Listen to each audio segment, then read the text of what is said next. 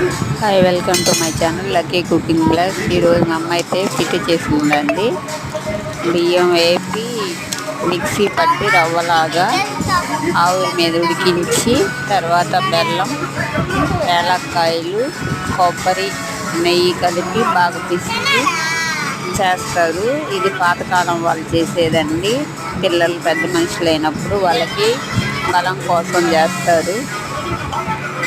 మీకు ఎవరికైనా తెలిస్తే కామెంట్ బాక్స్లో కామెంట్ చేయండి. తింటే బలం ఉందా? ఎక్కువ వయసుకు వచ్చిన పిల్లలకు పెడుతుంటారు.